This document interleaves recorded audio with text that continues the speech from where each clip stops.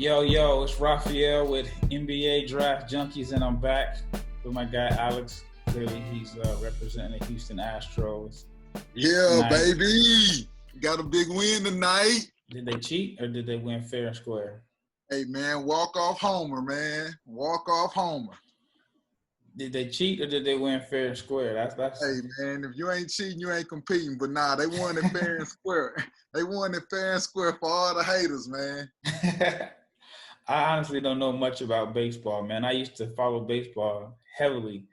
And then I was an A's fan, right? And then the Yankees just kept stealing our players. For sure. And then I just kind of got out of it. I was like, man, we have no chance of winning. We can develop guys. And then George Steinbrenner come with the bag. And then, Can't keep up. Once Canseco was the Yankee, I was done. Like, you can't join the evil empire. Yeah. All right, let's get into it. So thanks again for coming on. Again, the first video had quite a few comments.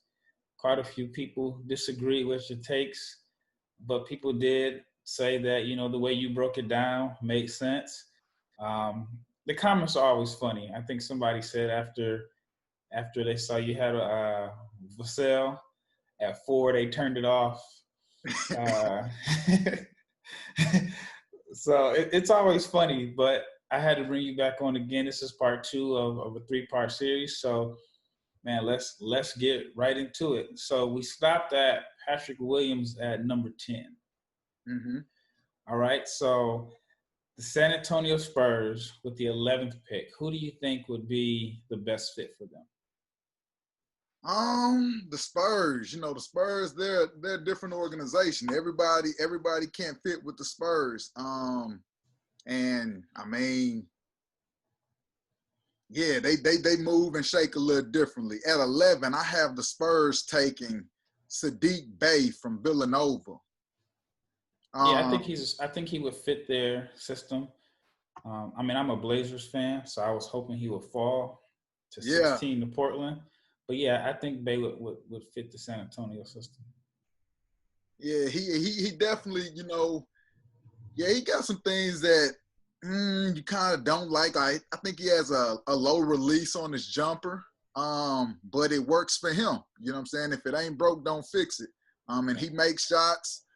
He got a good body. I know people might question his athleticism, but in my mind, it's kind of like, how athletic is athletic enough?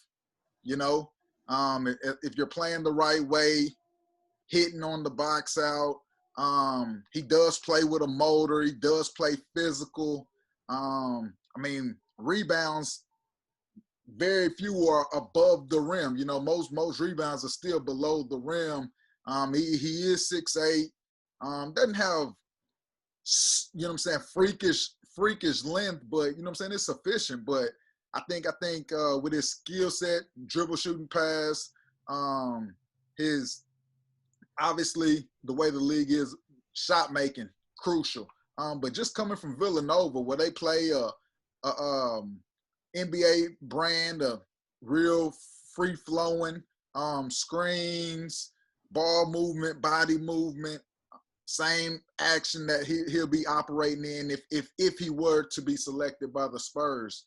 And obviously that's a position that I believe the Spurs need to address.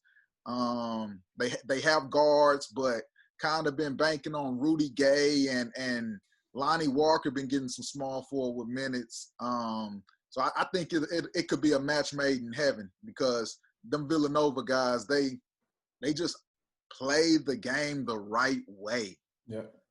So what do you think his position is? Like, 3. I know he's a tweener. You think he's a 3? I think he's a 3, a small forward. Kind of view him similar to Harrison Barnes. See, I think Harrison Barnes now is a 4.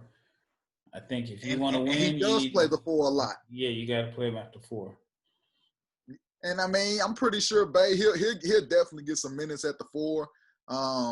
But 3, 4. Now it's kind of all meshed and mumble jumbled together. Yeah. But I do view him as a 3 as of right now today. See, I think he may start games at the 3, but in closing lineups, I see him as a 4. I totally agree. And what I like about him is he can play point forward. Like a lot of times, Villanova had him bringing the rock up. Good Mm-hmm. decision maker. He didn't turn the ball over. Plug and play. I think you can put him on any team, any system. Anything. He defends. But 44% shooting from 3. If that translates, then you got a real weapon there. You got a real weapon. The only question is, like, I mean, his first step isn't really there. And then he kind of lacks, like, the vertical pop and explosiveness around the rim. Absolutely.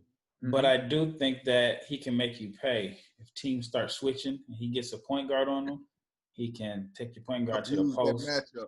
Yep. And then if you double, then he can make all the right reads. So I'm hoping. I'm a Blazers fan, like I said. I'm hoping he's available to Portland. We need him. He slide. Yeah, that'd be a good gift. Yeah, y'all definitely could use that position the way, like I said, you can shoot the ball, man. You can play anywhere. Defense, we need another playmaker. We need another outside shooter. He would be a good fit. Y'all aren't that bad. Just. I mean, we couldn't defend, and then they were trying to play Zach Collins at the 4. I think he's a 5.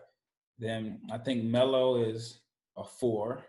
But as a Blazers fan, it's what takes place if Trevor Ariza plays. Yeah, I mean, I think we'd be better, a whole lot better. Whole lot better. For sure. But I also feel like, if you have him and Ariza, then you have 2 guys that can defend, that can knock down open shots. But when teams like trap Dame, it's only CJ's the only ball handler. Everybody else, they have to catch and shoot. Yeah. And so having a guy that, all right, if you close out hard on him, he can make a play. He can attack the closeout, or you can give him the ball in the middle of the floor. I mean, I think like Nurkic is the Blazers. He might be the Blazers' second best passer. For sure. And so, but yeah, I mean, with Bey, would give Blazers, if you got Bey and Nurk and Dame and CJ, you got at least 4 guys on the floor that are adequate passers at the worst. Instead of, like before, I liked Blazers when they had Harkless and Aminu, but those guys couldn't make plays for anybody. Same with like Houston. I always felt like the Rockets, their 3s and their 4s, once they caught the ball, if it was a hard closeout, it was, they were stuck. Yeah, that's a tough situation. Yep. All right, let's go to number 12, Sacramento Kings. To me, this is a tough choice for the Kings because, it's going to be redundant no matter where you go. At 12, I have the Kings. If I'm the Kings, I'm probably taking Precious Achiuwa from Memphis. I just think it's a lot there. But understanding his versatility, can switch out, guard smaller, not afraid to bang bigger. But just knowing Fox, like Fox is a high energy, high motor guy, relentless. He's a what in the basketball world we would call a dog. He needs those guys, some guys that can feed off his energy and match his energy, match his intensity, his level of competitiveness. And every time I watch Precious, like you see it, like he out there really, really dogging it, from blocking shots, sprinting the floor, handling the ball, whatever it is. It's like, yo, he out here getting to it. And I know skill set, he has a skill set, nothing just super polished, but I mean, nowadays, your having a motor is a skill. Playing hard is a skill. Yeah. So I think just his versatility and ability to just switch out on smaller in a guard-dominated game, ability to run the floor, athleticism, being able to finish plays in transition, lead the break, get out on the break, finish, like just his mobility, man. And Fox is a speedy guy, so he needs some guys that can keep pace. Yeah, I'm big on Precious. I have a friend, and we disagree on Precious all the time. He thinks Precious is. He just doesn't think he's gonna have a really long career, and I could see, some of his points are valid, but I just like the baseline skills. I think that he can defend multiple positions. At the worst, he should be an active rebounder, rim runner, vertical lob threat. Yes. At the worst.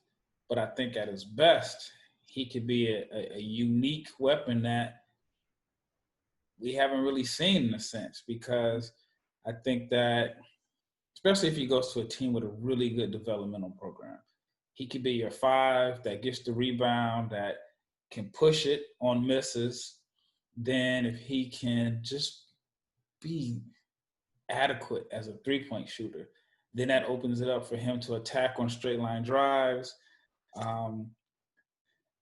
When I used to watch him in high school, he thought he was a wing. So, he was, he's from New York. So, he was dancing with the ball. So I didn't really get a chance to see a lot of that in Memphis, which I'm kind of glad, because. For sure. Less is more. Right. But the fact that that he has that in his game. So if he gets the right trainer to where, he can bring 5s out the paint and then attack on straight line drives, and then got a little dance, dance with the rock a little bit.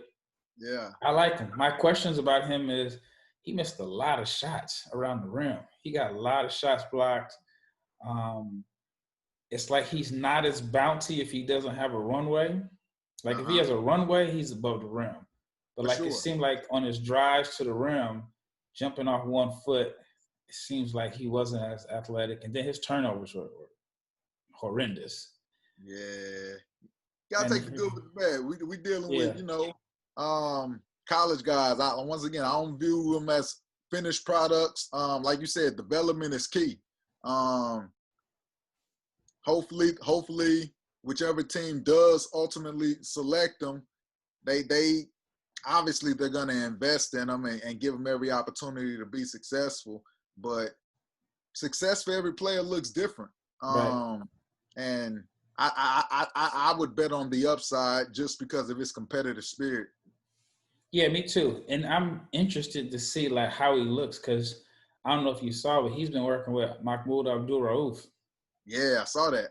Yeah, so that's very interesting to me. Yeah. It's not a combination I would have expected. A big who's a 4-5 working out with a pure shooting point guard. If Mahmoud can get Precious's J right, he's gonna get a lot of phone calls next summer, because I know he's working with Dennis Smith Jr. also. So I have a friend that's cool with Mahmoud. They play ball together in Mississippi. I'm like, yo, I need that. I need to be able to. I need that footage. I want to at least let me sit in, even if I can't film it. I'm just curious to see fly on the wall. Yeah, because that's just a combination I wouldn't have expected. And it's different. You know what I'm saying? He went against the grain. He didn't go with, the same trainers that you see everybody else working with. It was somebody a little different. So I respect that, and I like that. All right, let's go down to 13, another tough choice. You got the New Orleans Pelicans. Everything seems redundant there also. So who do you have the Pelicans taking? The Pelicans are getting a steal. This guy, I believe, could definitely go higher. I believe he's the best shooter in the draft. I have them taking Aaron Nesmith out of Vanderbilt. Shot making. I'm going to say it one more time. Shooter, shot maker. He can score, but he hang his hat, on operating in space, creating space. But at the same time, he has the athleticism to get to the rim and finish. Got that body, man. Got that big frame, that big chest, able to play through a bump, and really, really dish contact on driving. But that's the beauty of it, because it's like you have to respect his jumper, so you gotta close out hard. You have to contest, you know, but he has the ball skills to put it on the deck, get to the rim, finish, get to his pull-ups, you know what I'm saying? Just kind of create separation and get his shot off. So in today's NBA, I mean, every team that has drafted prior to 13, they probably had discussions on why they were passing on the kid, you know, because, I mean, that's how valuable shooting and shot making has become. So I think the sky's the limit again. Yeah, I mean, he made more than half of his threes. I know it was a small sample size, but man, he's got a ratchet. And he can shoot off movement. Like, it's not like he's a guy that's just sitting there, feet set. He's coming off pin downs, action plays, quick release, quick to set his feet. Made shots every kind of way you can imagine. He made shots. That would be interesting to see him with the Pelicans. I mean, imagine them running some sets where they got JJ and him both moving. Pick your poison. And that will open things up for Zion. If they can, like, develop him into somewhat of a pick and roll guy to where, you know, you can run ball screens for him, you can't go under. Can't go under. And that's just like the rookie they had over there this past year. Alexander, another one. Yeah. You know, like they got pieces. They got weapons for sure. Yeah. See, I think that would be somewhat of a good fit. I think if I'm the Pelicans, I may take a guy like Jalen Smith, simply because I don't know if you can get the most out of Zion if you're playing him with another big that doesn't stretch the floor. Zion gonna get a lot of minutes at the 5, I believe. I think so. So closing games, that's your best lineup.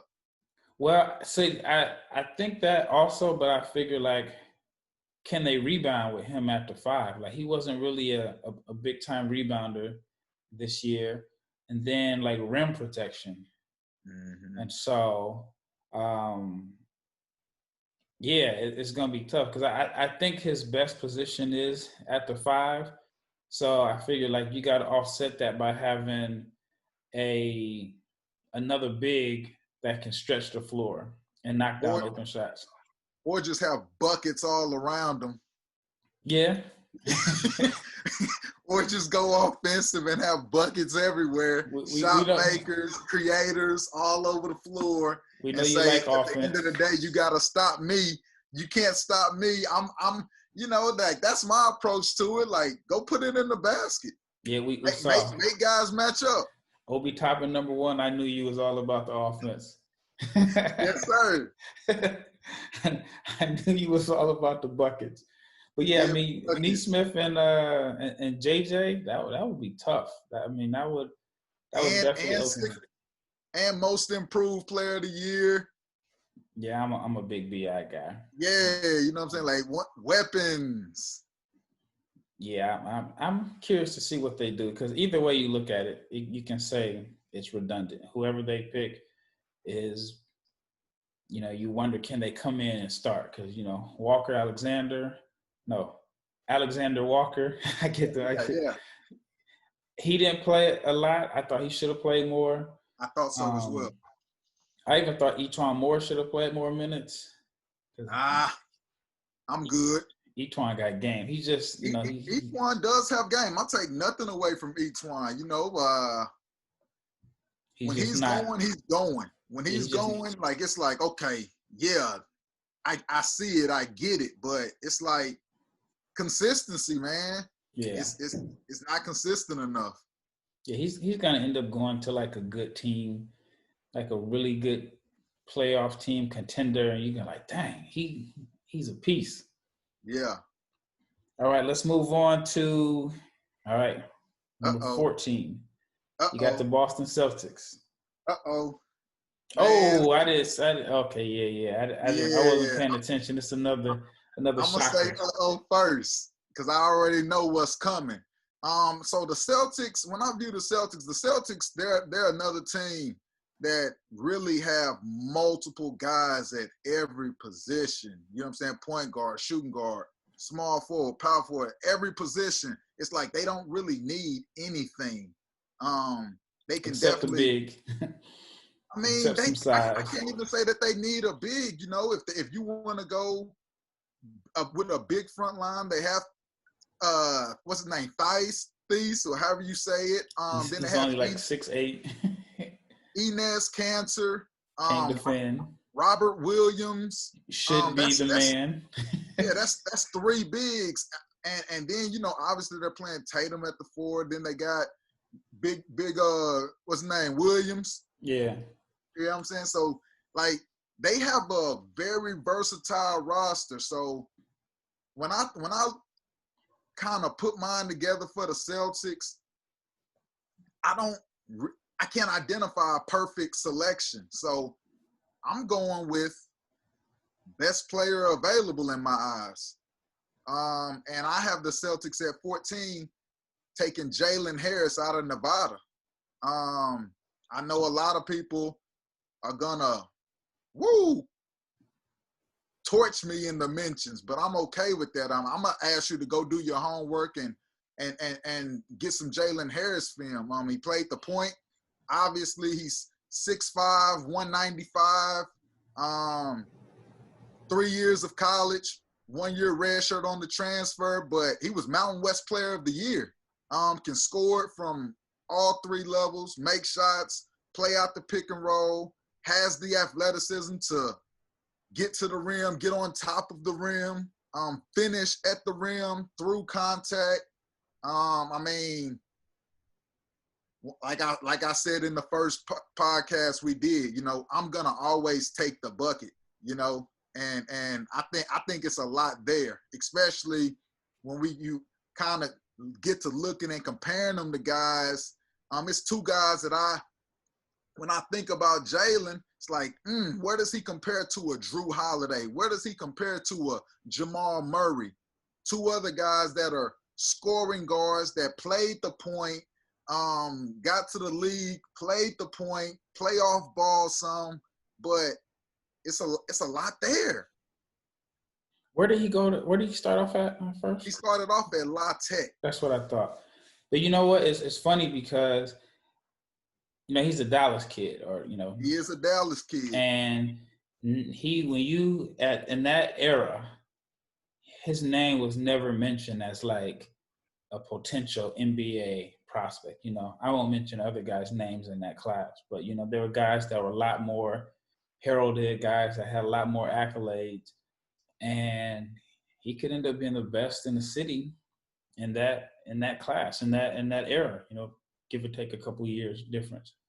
And I know a lot of people listening to this, they might not have an idea of who Jalen Harris is or what he brings to the table. I'm gonna just highly recommend you get on YouTube and just go watch a video or 2. I think everybody would be impressed. Just because, like I said, he has the athleticism. He has the body, the frame to play through contact. He got the ball skills to play out the pick and roll and facilitate, even though he is a get buckets guy, Yeah. So just check him out before you knock it. Right, because I know at one point, maybe it was briefly, that he worked out here in Dallas. So I wanted to watch him up close, but I missed it. If I'm not mistaken, he's working out in Las Vegas, if I'm not mistaken. Mm-hmm. But I would love to, be able to watch him work out, because I just love seeing like what the guys are working out on, what skill sets, like what their trainer has them doing. And then especially now with there being such a big break. Plus, I just want to watch pre-draft workouts anyway. So hopefully I can get a chance to catch him if he comes back to Dallas. But that is the biggest shocker. Like, I've seen him late first round on some boards. I have seen he does have a little buzz. But Lotto, that's a lot different than I expected. And I think when you sent me a list, I breezed through it, and I didn't I don't know. Maybe I thought it was Jalen Smith, and I Yeah. just kind of didn't think nothing of it. Then I had to do a double take, But my question to you is, obviously, you worked in grassroots around Texas. So when you saw him when he was, coming up in the AAU circuit, did you see him being where he is today? I knew he would have a shot. Anytime you're 6'4", 6'5", and you're playing with the ball in your hands, the ball is now truly, truly in your hands. You know what I'm saying? The sky's the limit. He went to La Tech originally, where he played the point some, transferred for various reasons, but when he got to Nevada, obviously he had to sit out a year on the transfer, but he came back and he played the point full time. So when you even if ultimately in the league he's playing off ball, that's fine. You know what I'm saying? We know he can play out the pick and roll with the ball in his hands, and point guard, scoring guard, very, very similar in today's game. So did I know he would be a pro? I don't think you can truly, truly know, but did I believe he would have a shot? Oh, wholeheartedly. And he's definitely maximized his potential. Did he play for Pro Skills? He did play for Pro Skills. I remember the team I was working with, we played them in Vegas. We played them in Vegas, and it was weird that, you had two DFW teams, but I was working on the Under Armour circuit, and, they were Nike, so we didn't see them in any of the local tournament. Yeah. And, but yeah, even then, I thought he was good, but he possibly, out of all the guys that were on that team, and like I said, I'm not going to mention the names. People can probably look it up. Sure. There were a couple McDonald's All-Americans. Yeah. And even I think he had he had a teammate that was McDonald's All-American too, if I'm not mistaken. Yeah. He might have the best pro career out of all of those guys. Oh, for sure. And that's the beauty of basketball, man. All you got to do is continue working on your craft. You know what I'm saying? At the end of the day, on the back end, see where the dominoes fall. Yeah, and I think in some cases, not all, but in some cases, the guys that like him, I mean, I can't say he was under the radar because he was obviously he had offers. It wasn't like he had offers, but he was not. He did not generate the buzz. Yeah, he didn't have that buzz. He did not have that buzz, and I mean, yeah, he didn't. It wasn't nobody really mentioning his name like that. Even when he got to La Tech, it was still kind of, who is this kid? Yeah. You know what I'm saying? It was just an unknown. But yeah, he was not the best player on Pro Skills. At least he wasn't the most highly touted player on Pro Skills, for sure. All right, let's move on down to, we're out the lotto. We got Orlando Magic at 15. And who do you think would be a good fit for Orlando? For Orlando, I have them taking a European, Killian Hayes. I know a lot of people are really, really high on him. I like him. I don't love him, but I do like him. It's kind of like. So what don't you see? Because I have him as a lottery pick. I'm high on Killian. What don't I see? Yep. I don't know how confident he is in his abilities. I don't know how much he believes in his ability to put it in the basket, or I know he can pass the ball and facilitate the rock, but I don't know how confident he is in his ability to beat his man, finishing. And the thing about finishing is that out of all the guys that are projected as first-round picks, as point guards, combo guards, he was the best finisher at the rim. Well, he was number 2. The best finisher at the rim was Haliburton, but Haliburton's finishes at the rim only came in transition. Transition. And so And that's one of the things I like about Killian is even though he's left-hand dominant, like he doesn't go right at all. And he's Doesn't not go like right at all. yeah, he's all lefty. But Sprewell, he didn't go left at all. Actually, Monte Ellis didn't go left either. I remember one time. Manu didn't go right. Yeah, well, I'm left-handed. Not saying that I was, on that level, but all lefties can get back left. All lefties can get back left. To. And if you force them right, all lefties got something and that can get back left. But yeah, he was a good finisher at the rim. And he's not like a high flyer. He wasn't like this above the rim finisher. I thought he was kind of good at using his body, or he was good at just, like the little things to throw the timing off of the big and the shot blocker. Yeah, so I like him. I think that, again, he's had plenty of time. So he should be able to – his right should have improved because there's certain passes that he can't make because he can't do it with his right. And the first thing you asked me was, what don't I like? And the first thing I said was confidence. You know what I'm saying? Like, I just watching him, you know what I'm saying? Like, and I can't say that I've seen him play, you know what I'm saying, 10 times, you know what I'm saying? Like, I've seen – maybe a game or two, then everything else is just kind of synergy based. It's kind of, yeah, but it's question marks. But I think at this point, with the size, his ability to make guys better, Orlando, obviously they have Markelle Fultz, another big point guard. So, like it'll definitely be interesting to see exactly where he lands and kind of just see how his game translates. It's a different level of athleticism. So yeah. I'm anxious to see how his game translates for sure. Like Orlando's kind of like home for him in a sense. Like that's where he lives at. He's born in America. Yeah, his dad is American. He was born. I think he's lived in Florida during the off seasons. If he wasn't, but he has a French passport, so with him, he's probably playing on their national teams every summer. But he's been in Orlando since the season ended. So that's where he's at. Yep. So that would be probably right up his alley. He wouldn't have to go too far. I did not know that, but that definitely makes it a little more interesting. Yep. But I like him a lot. I mean, to me, he's my number one point guard. Why? I see some shot creating ability.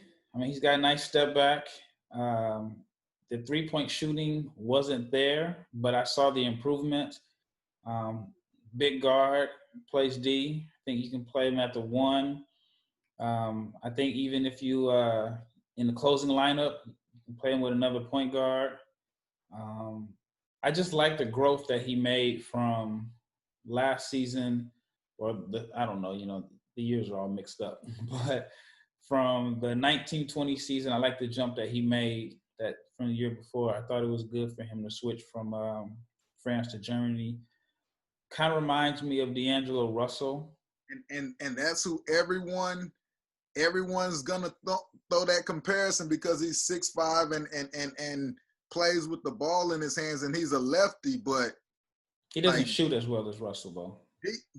D'Lo coming at you to get buckets, like he can pass, but D'Lo, he coming at you to put a bucket on your head. Yeah, and I mean I think Killian has like 13 a game, but 13 a game in Europe is like 20 a game in college because the game is a lot slower. You don't really get to see guys play like heavy minutes, and then he was playing against grown men. Absolutely. He was. Now, the one thing that I will say that could be concerning was, so France has some pretty good athletes, a few guys that are projected to be in the draft, second round, and they played that U.S. team. I can't remember who was all on that team, but it was like, who was on that team? Whatever it was like R.J. Hampton, that era of guys. Okay. They smacked France. And France has athletes. Like, I think obviously the U.S. has the most talent, top to bottom in the, in the juniors. And then I think like this between Canada and France, they're really good because they have the athletes. But man, that U.S. team, I can't think of who was all on that team. They overwhelmed. It was, it was Killian. It was another guy named Malcolm Cazalan, who was probably projected second round pick this year, but he's going to come out next year. They had a few guys that will play in the NBA. Yeah. But the U.S. team just overwhelmed them with athleticism. And so I wouldn't say he looked really good in that game against, but the U.S. had some dogs. Only person I've ever seen, I mentioned it before, only person I've ever seen that like dominated Team USA was RJ Barrett. And that was like 2017. I totally respect that. All right. So now we're at 16. All right. I'm a Blazers fan, so you gotta you gotta do us right on this one. Who you got the Blazers taking? At 16, I have the Blazers taking Jalen Smith out of Maryland. I think I like Jalen Smith. His mobility, can make shots, rim protector. I do view him as a 4. Obviously, in today's NBA, I know for sure, he'll see minutes at the 5 as well. But as a big man that can play in space, put it on the deck a little bit, enough to run a dribble handoff or rip through and get to the rim off the bounce. I like the value he brings when combining his offensive skill set in combination with his rim protection and defensive abilities. So with Portland, if they already have Nurk and Collins, where do you see him getting minutes at? That's 2 bigs. 3. Well, Nurk, Collins, and Smith. Whiteside is a free agent. I didn't even count Whiteside. So I got Nurkic, Zach Collins, who was a lottery pick like 2 years ago, and Jalen Smith.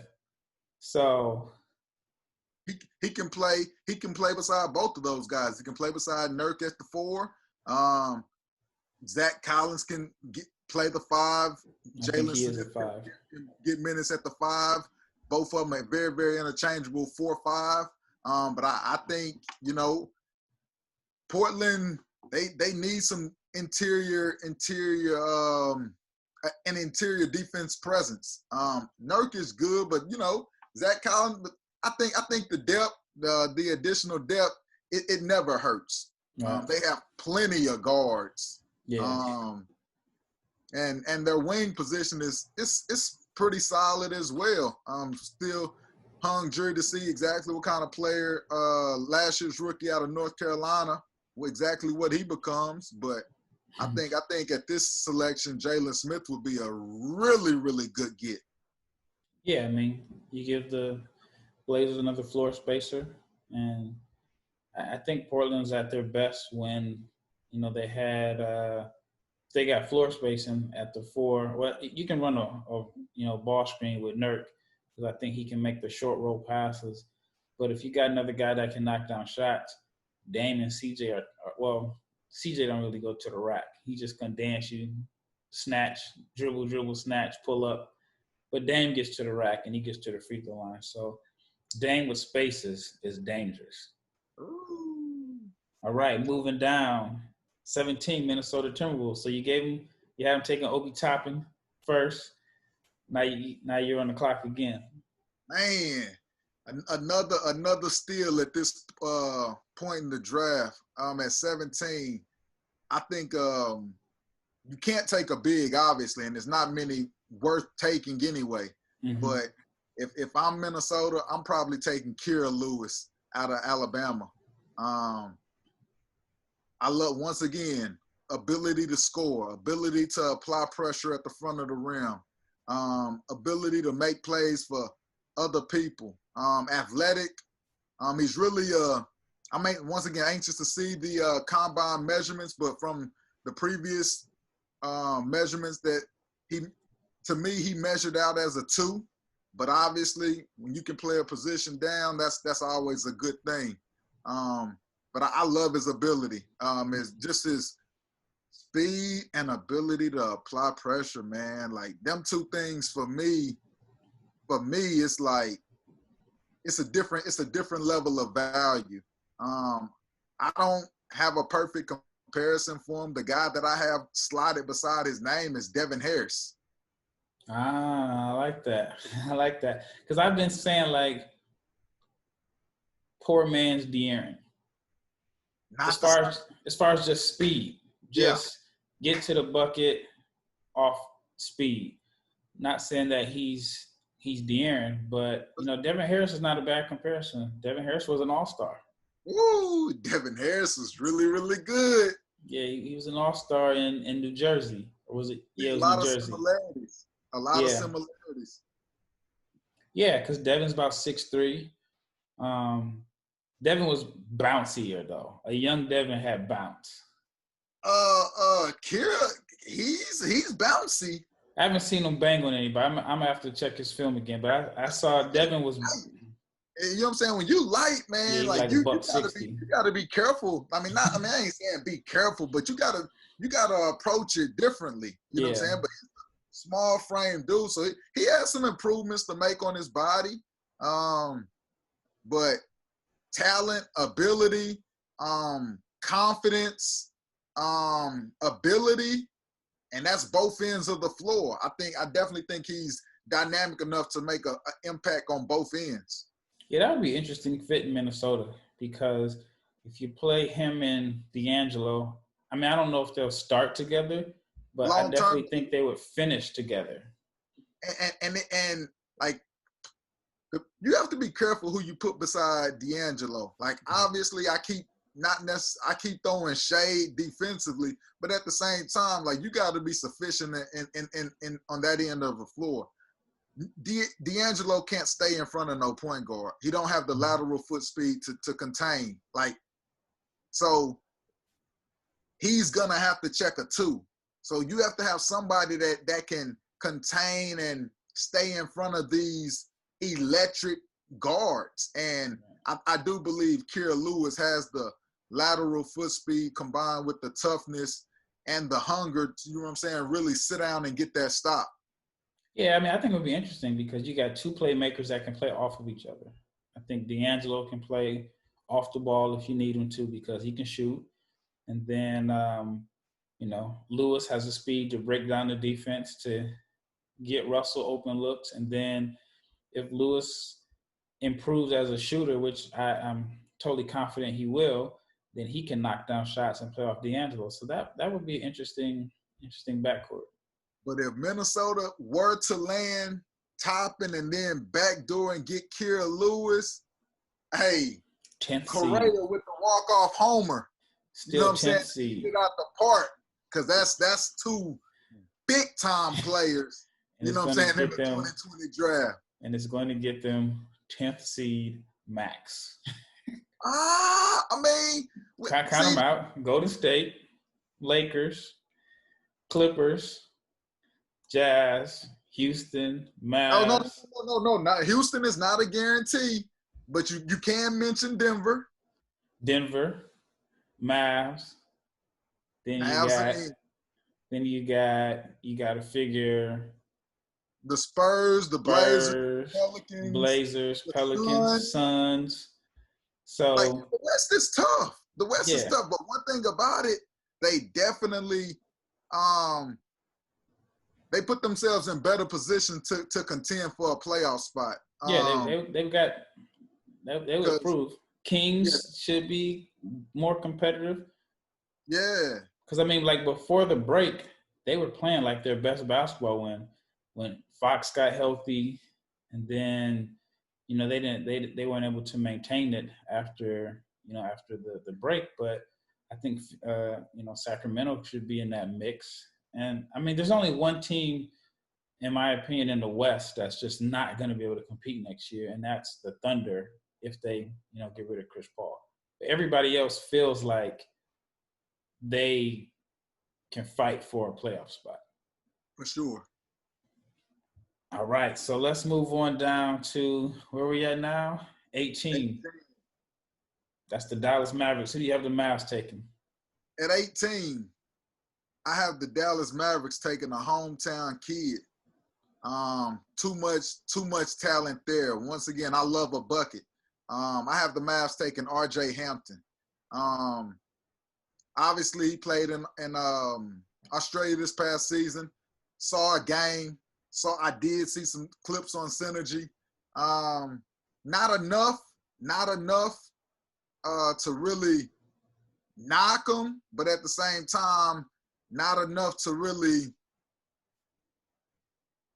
put him in front of other guys per se. But me knowing who Hampton is, he's a bucket. You know, like he, once again, can dribble, shooting pass, 6'5". Yeah, he's light framed.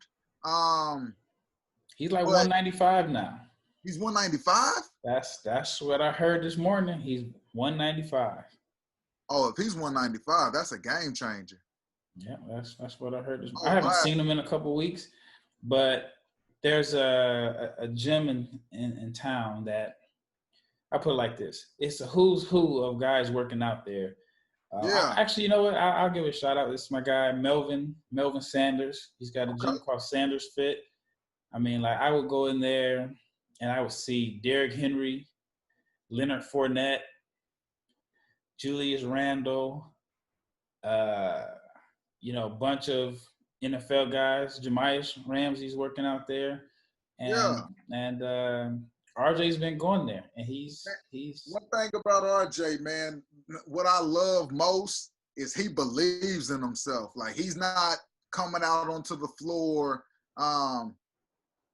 with any fear, you know, like he's gonna attack it, like he's gonna be who he is. Like, I think as a NBA team, you have to know who he is. Yeah. Who is he? He is a scorer.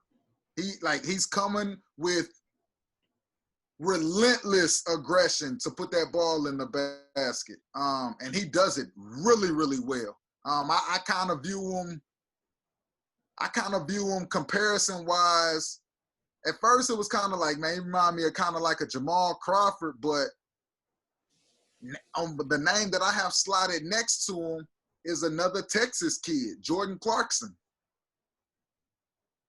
Okay. Yeah, that's interesting. So, in your opinion, did going to New Zealand hurt RJ's draft stock?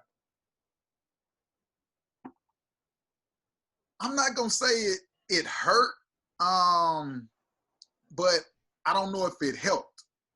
But I don't think, like, if you're a top 20 selection, it definitely didn't hurt. You know, that's you can't ask for anything more. I just think it would have been nice to see him kind of play against, you know, at the collegiate level, but I'm not mad. I'm never mad at, you know what I'm saying? Everybody's route is different. He went over there, best opportunity for him. And no doubt about it, I know he got something out of it. So I'm looking forward to seeing him playing in the league tempo, league game where it is about getting buckets. Now it's just about exactly where, what team, what fit, and where. But I think if he's on the board, because he's another one that could definitely be drafted higher just off of his ability to make shots, ability to create his own, ability to finish at the rim, ability to play above the rim, ability to play out of pick and roll, and with that league spacing, everything is different. You know what I'm saying? So I look forward to seeing him playing in a real league environment. And I can't count that game when they came back over here and they came over here and played twice, yeah, against the Thunder and the Grizzlies. Yeah. And obviously that was a lopsided matchup, but now I absolutely love RJ and the talent he brings. It's a steal at 18. The Mavs hometown kid, I don't think you can ask for anything better. Yeah, I think that would be, I think on one hand, he would probably be disappointed to fall to 18. Absolutely. I think it would drive him and motivate him even more because he works out. Like, you know, he's a dog. Like, he's always has been. But he applies that to working out too. He's not like he's not comfortable. Like I've seen kids that, they had all the accolades and all the highlights and, YouTube and all that. And then they just kind of thought like they had already made it. They felt like they were stars as a teenager. And I can't say that I know him well. And, I've like been around him since he was 12, 13 years old. But I've been to a few of his workouts and he's not comfortable. You know what I'm saying? Like he's not cool in his workouts. He's putting in the work. He's working like he has something to prove. And I've had this conversation with his father. I feel like on one hand, going to Australia and New Zealand hurt his draft stock because he was considered top 5, top 7, definitely considered a top 10 pick, around this time last year. And so it's kind of out of sight, out of mind. Melo got all the attention. But I feel like it made him a better player because he had to go and he had to fit in a role. Mm-hmm. He wasn't given the keys. And as long as I've been, watching him, he's always been the best player on the court. Always. So he never had to fill a role. He never had to fill a role in a sense. I mean, maybe with like Team USA, but those teams were so dominant that, they were blowing everybody out. So I felt like, and I actually went out to New Zealand to watch him and Melo's first game. And their situations were totally different because Melo had the keys. He could have did whatever he wanted to. RJ had to play around. He had to play with some guys that needed the ball. They had him playing off the ball. He had to earn minutes by playing defense. He had to just totally adjust to everything. And so I think that is closer to his role that he'll play in the NBA. Like if he goes to the Mavericks, for example, he's not going to get the ball and they're going to be like, hey, you're running pick and rolls every play. He's going to have to play off Luka. He's going to have to knock down open shots. But Dallas would be a nice fit for him because with that floor spacing, with that first step and that athleticism, he should have some that driving lane should be open. And then he's good at making those skip passes, those live dribble passes to the corner, which, will lead to those high assists. Yeah. Skill set is there. And I mean, I saw him since his freshman year in high school. And every time I saw him, you saw improvement. You saw progression. Mainly in my eyes, his jumper was, every time I saw him, it was like, dang, like added range, added art. It's like, okay, like literally every time I saw the kid, it was like, yo, he's gotten better. Right. It's like, oh, this is. I feel like in high school, he didn't really have to shoot jumpers. Like he could go a whole game without shooting a jumper and score 20. Mm-hmm. And I think because he was so good and so fast and so dominant on that level, his jump shot was behind in a sense because like how many guys that are that athletic, that fast can shoot? Because you get to the rack at will. And so he struggled with his shooting in New Zealand, but he's came back and put in the work. And he's working with Mike Miller. Yeah. So he spends a week in Dallas, works out with Tyler Ralph. Then he goes to Memphis and he works out with Mike Miller. I think he does some work with Penny Hardaway. And I mean, he's definitely been putting in the work. And like I said, Dallas will be interesting because I think there would be a disappointment to fall to 18. Then there would be the thrill of obviously being drafted, playing in your hometown. But that floor spacing, and then Dallas really is not an athletic team. They're probably one of the least athletic teams in the NBA. For sure. They don't have like, a guard that can just get to the rack. And I mean, Trey Burke, but I don't know if he's in their long-term plans. You got to look at, Brunson's not super athletic. Yeah. Hardaway Jr., he's a shooter. They just don't have that athlete. They don't have that guard that you can throw a lob to. So, I think that would be a pretty interesting fit. I'm looking forward to seeing exactly where he lands, just because I do know him personally, and man, always been a fan of his abilities. All right, so who do you have at number 19? At 19, I'm not as high on this guy as a lot of other people. I see on a lot of projections he's listed top 10, top 7. At 19, I have the Brooklyn Nets selecting Tyrese Haliburton. Let's talk about it. Okay. Like we said earlier, his rim finishes is transition based. You know what I'm saying? Like, yeah. Granted, he made shots this year. He made shots, and I can't knock, like, when shots are being made, like, that is what it is. And he shot 82% from the free throw line. So obviously, you know what I'm saying, he's not a bad shooter. He probably was like 8 of 10 for the season. Very true. But I mean, once again, like, I just don't see his ability to break his man down, consistently live in the paint. Obviously, he made some really good passes and did a good job facilitating the ball in college. Yeah, some of that is going to carry over, but he's not a physical guy. Doesn't have blazing speed. He has pretty good athleticism, but I just don't. It's hard for me to when I look at it, I don't see lottery. I see complimentary piece, solid player, but nothing game changing or organization changing. You know what I'm saying? Yeah, I agree. I think, and it could be just a product of having too much time to evaluate this class because, had like 9 months to overanalyze. But I think for me, the more time goes on, he'll slip on my list because everything that you said, I agree with. I see him being a very safe pick. And this is not a really talented draft. Yeah. As far as like heavy with superstars. So I think that there are players that have a higher upside. And my question with him is, all right, I want my point guard to be able to run the pick and roll.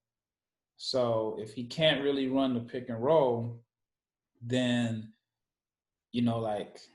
so do you have to pair him with another ball dominant guard that can? I think that he's best suited off ball as a secondary ball handler. Right. And so, like, there are teams that I've mentioned before that I think he would be a good fit. I think, like, Golden State, if they were to trade down and get a piece, I think he would be a good fit in their system. I think he would be a good fit. Even like a team like Houston, I know they don't have a draft pick, but he could be like your backup point guard, and then he could play with Harden. He can space the floor for Harden. He would give them another passer. Like even like Dallas in a sense, he gives them a big backcourt. He can knock down open shots. The guy Dallas has came from Toronto. Oh, DeLon Wright. DeLon Wright. He kind of similar. Like, but DeLon wasn't playing. He was offensively just gonna be, even keel, real solid, real safe. Give you a secondary ball handler, facilitator. And those guys do have value, but I don't think that value warrants lottery. Yeah, so even with like DeLon, he was in Carlisle's doghouse. He got a lot of DNPs. Like, I don't think he was in the rotation in the second half of the year. So with Haliburton, like I said, I think he's safe. I think he'll be able to knock down open shots, but somebody's going to have to create those open shots for him. I don't see him as an engine. I don't see him as, the guy that's going to run your team. And then I just don't really see, especially unless he totally changes his form, I don't see any chance for him to have like a pull-up jumper. Yeah. I don't see him being the guy at the end of the shot clock that you can say, all right, we're going to run 1-4 flat and he's going to get us a bucket. Absolutely not. So he's safe. And I think for him, the further he slides in the draft, the better situation he goes to. Yep. So, yeah, I can totally agree with you on that pick. I mean, at one point I had him as a lottery pick because, like I said, you watch the film and you see, like, he shot 40%, over 40% from three 2 years, and all his shots are threes. But then he went to the free throw line in 2 seasons less than 75 times in 2 seasons. Mm-hmm. So, he's not getting to the rack. Yeah, that's alarming. So, yeah. As for the Ray, the minutes and as much as he had the ball, to see the free throw line that few times, yeah, that's alarming. Yeah. That's obviously, I don't like, that's not coaching, that's not offense, that's just personality. Mental. Yeah. I mean, he went to the free throw line 2 times a game this year. So you got to figure, like, okay, all right, he shot a total of 45 free throws in I don't know how many games he played, but 45 free throws total. I know he didn't finish the season. So you got to wonder, like, how many of those free throws were at the end of the game when, like, they're fouling in the backcourt and he got the ball. Yeah. So how many of those free throws were him actually attacking? And I would say probably very, very little. So I think that, yeah, it's probably beneficial for him to slide because he'll go into a situation where he's on a better team and the expectations will be lower. Because if you're expecting him to be your engine, I don't think that's his game. Is there a comparison for him? Lonzo Ball.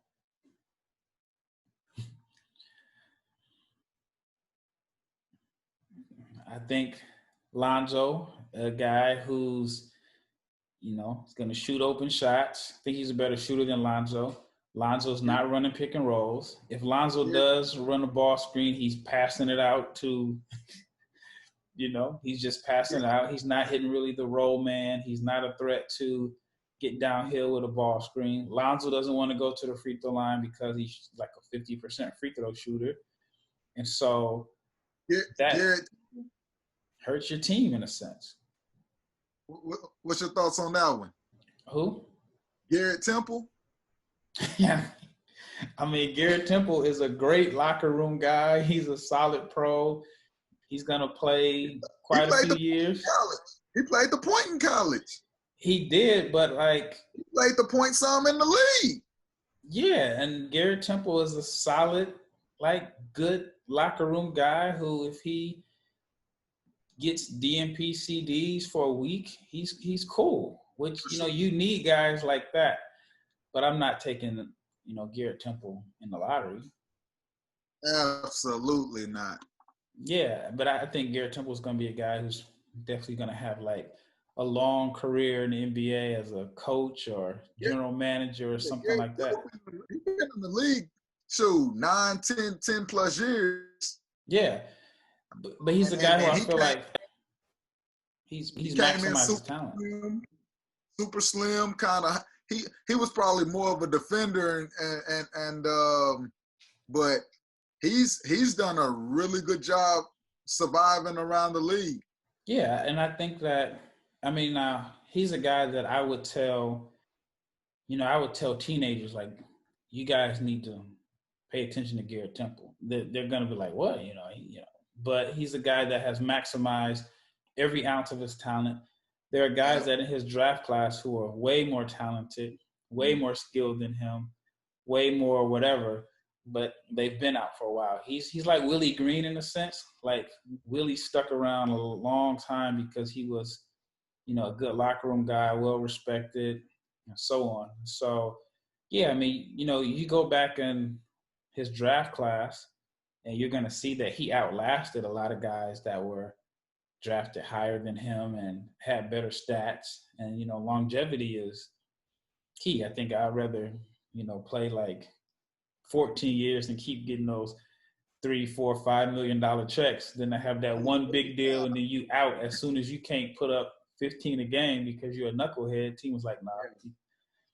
But yeah, I mean, I would, if Tyler Haliburton or Tyrese Haliburton has a long career, I mean, I wouldn't be shocked. But I don't know. I think you can find a Garrett Temple type player in the second round. I agree. I know you can, matter of fact. Yeah. So as far as him being a lottery pick, he's definitely going to slide out of my lottery. But I think that he would be good for. I would want him on my favorite team, just not the engine. Yeah, he's not an engine. He's a complimentary piece at best. Yep. All right. So who do you have at? Are we at? So we're at 20. All right. It's the last one. Who do you have at number 20? I have another European, man. I think, them Heat, that culture, everything. And obviously, I don't know this young man personally, but in everything that I see, I'm saying, he definitely seemed like he can hit the toughness, the tough love, just that Heat culture. But I have him taking Theo Maledon. And point guard, obviously, that's a position of need, not knowing what's going to take place with Dragic being a free agent. Not sure if you want to play Tyler Herro full-time at that position. It definitely gives you a little security. Guy that can I believe he's a pass-first guard. Yeah, pass-first guard. A game manager. Yeah, that really does a good job facilitating the rock, but at the same time, like when he has scoring on his mind, he looked like he can get to it and get a bucket in a variety of ways, whether it's the TP floater, just crafty pieces around the rim. Shot making needs some work, but at the same time, it's not mechanically flawed per se. Maybe a slight hitch to it, but I think at this point, that'll be a great value get, you know what I'm saying, for Miami. Yeah, I like him. To me, he's another guy that's going to be a game manager. I think that he has the potential to be a multi-positional defender. I think his pick and roll game is advanced for his age. I mean, he's been playing with pros. He's been playing pro. He's won on the – he's won in France. I think he won like the French Cup. And then this year he played, last year, it's weird. Last year he played in the EuroLeague, which is tough to play in the EuroLeague as a teenager, especially, having a heavy role. But I think his stock fell a little bit because he was injured. He wasn't healthy the whole year. I think he has the potential to be a pretty good shooter. What I see out of him is I see a guy that is probably going to be a starter, high rotation guy, 6th, 7th man, takes care of the ball, doesn't make a lot of mistakes, knocks down open shots, kind of a boring game. Maybe. But that league tempo, man, like it does change. It does change people's game slightly. Yeah. So once he does kind of learn the game, learn the tempo. I don't know, but I do believe he has a good ability to not only get to the rim but finish at the rim. Obviously, we've said that he's a game manager, which fits perfectly into the way the Heat play. You know what I'm saying? It's very even opportunity. But that ball moves. It doesn't stick. Outside of Jimmy, and even Jimmy, it doesn't stick. He's their guy. So when a bucket is needed, obviously he has to get the ball. But I think Theo in Miami could be a really, really, really good fit. Yeah, for me, I see his ceiling as a bigger Mike Conley. Mike Conley. I mean, not as fast as Mike Conley, a young Mike Conley, but just a guy that just takes care of the ball. He's gonna play winning basketball. He's going to be a starter for a while. You know, I've always said, like, you know, there's certain guys that are really good, but the average fan or kid isn't appreciative of them. Like, you know, like Kyle Lowry and Mike Conley, to me, are guys that no kid is like, I'm trying to go out and be like Mike Conley. You know what I'm saying? Like, you're not wearing, you know, talking about Mike Conley, you know, you don't, but they're just rock solid and consistent for a long time. And so I think Maledon will be like that type of player. I don't know if you could fully consider him an engine, but at the same time, I think that he'll play winning basketball, and he's just going to do a little bit of everything to, you know, to make your team better. He's not going to be the sexiest name. He's not going to, you know, it's not going to be like a Ja Morant.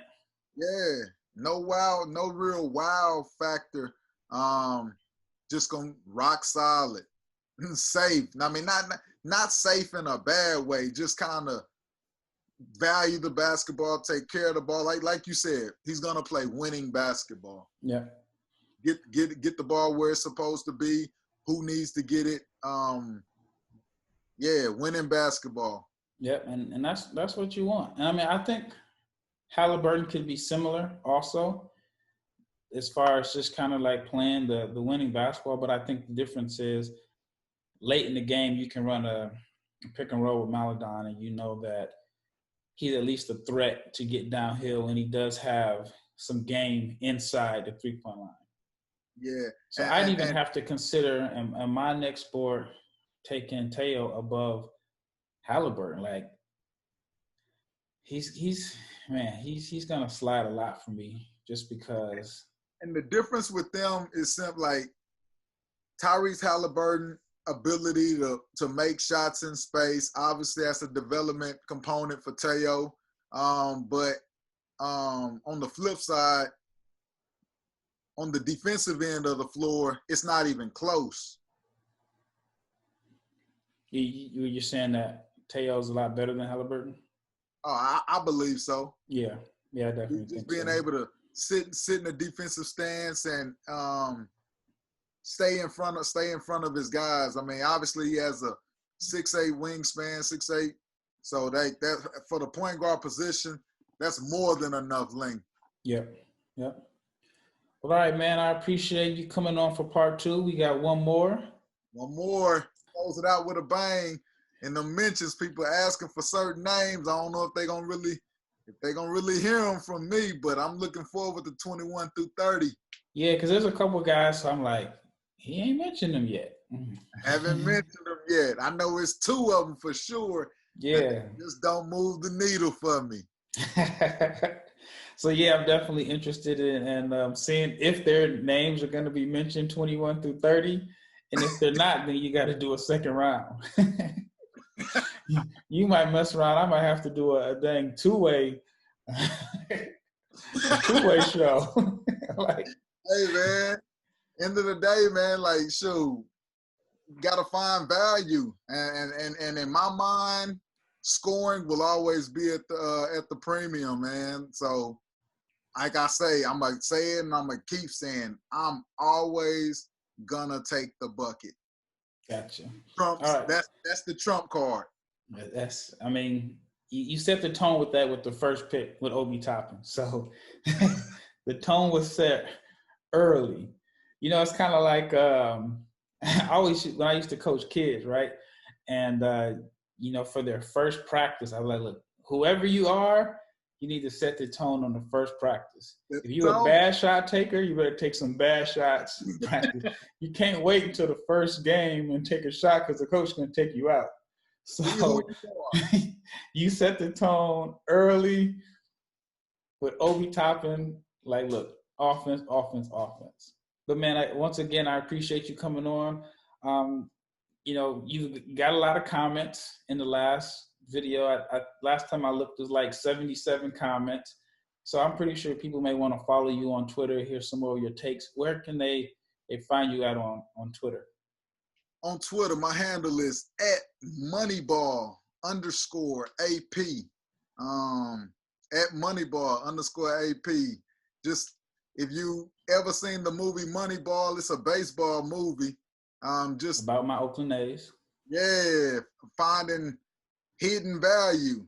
That's one thing that I love, finding sleepers. I love just identifying and just finding that unknown.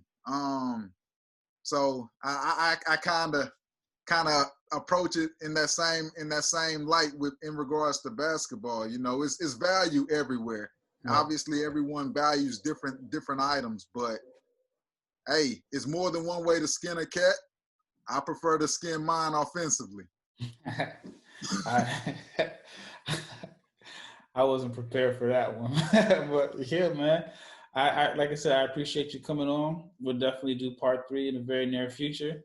This is Raphael with my guy Alex Pugh. This is part 2 of his mock draft. I mean, we could have talked a long time. You know, I'm not at the level where I can do the Joe Rogan 4-hour podcast. So I'm trying to break this up into 3. But you know what? Part of me feels like I could have did it in one long 3-hour podcast because you're entertaining enough that, you know, you're going to make people upset or people going to have something crazy to say about your takes that I think people would tune in. So, you know, we're going to do this more often. You know, once we get finished with part 3, you'll definitely see him on again. And, you know, like I said, I'm looking forward to it. So again, it's Raphael and my guy Alex, and we are out.